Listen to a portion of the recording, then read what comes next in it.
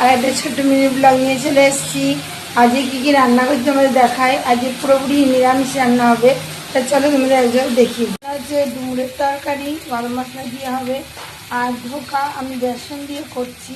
এদিকে দেখো বেসনের কাইটা ভালো করে নুন, লঙ্কার গুঁড়ো, মশলাপাতি সব কিছু দিয়ে মেখে এরকম একটা থালায় দিয়ে দিয়েছি। থালাটা তেল মাখিয়ে নিয়েছি।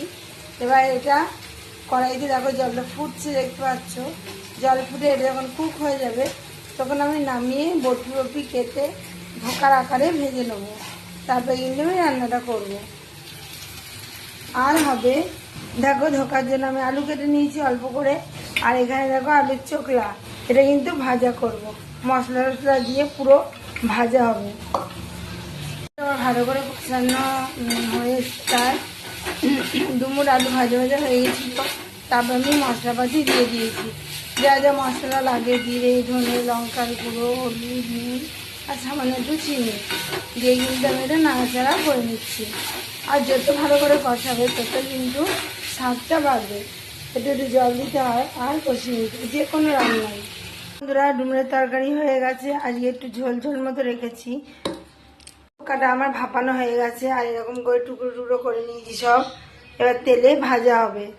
আর এখানে ভাপাতে দিয়েছি একটা চাকতি বসিয়ে, আর গরম জলের মধ্যে থালাটা দিয়ে দিয়েছিলাম তেল মাখিয়ে, তাই এরকম হয়ে গেছে। এবার একে একে বরফিগুলো তুলবো আর ভেজে নেবো। দেখো বন্ধুরা ধোকাটা ঠিক এইরকম হবে। দেখো দুই দিকেই কত সুন্দর, এরকমভাবেই সব উঠে যাবে, যেহেতু তেল মাখিয়ে নিয়েছি। দেখো এরকম ঠিক কেমন হয়েছে কমেন্টে জানাবে আমার ধোকা। এই দেখো শুকনো লঙ্কা তেল দেওয়াতে ধোকাগুলো কত সুন্দর উঠছে, পুরো মনে হচ্ছে এক একটা সন্দেশের মতো করে উঠছে। দেখতেই পাচ্ছ তিনটে উঠে পড়েছে, এগুলো সব উঠবে।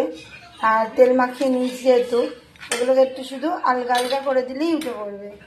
হ্যাঁ দেখো, তো চলো এবার তেলের মধ্যে ভেজে ফেলি। ধোকাগুলো ভাজা হয়ে গেছে। আর এখানে কড়াইতে তেল, শুকনো লঙ্কা, গোটা জিরে, আর একটা এলাচ আর দিয়ে দিয়েছি তেজপাতা। আর এখানে দেখো মশলাও রেডি করে নিয়েছি। এবার মশলাটা কিন্তু তেলের মধ্যে দিয়ে দেবো। জলটা কষিয়ে ভালো করে পরিমাণ মতো জল দিয়ে দিয়েছি। আর এখানে এইগুলো দেবো একটু পরে, ঝোলটা ভালো করে টকবক টকবক করে ফুটবে, তারপরে একে একে আমি বড়াগুলো দিয়ে দেবো।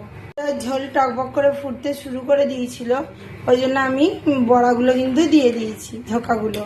এবার ফুটে উঠুক, একটু ঝোল ঝোল রাখবো। ফুটে আলুটা আর ধোকাটা একটু সিদ্ধ হোক, তারপরে নামাবো। আমি দিনে এরম করে ধোকার রান্না করে খাবে, ভাতের হাঁড়ি কিন্তু ফাঁকা হয়ে যাবে। আর ধোকার রান্না আমার হয়ে গেছে, দেখতেই পাচ্ছ। আর এখানে দেখো আলু চোকলা ভাজাও চাপিয়ে দিয়েছি।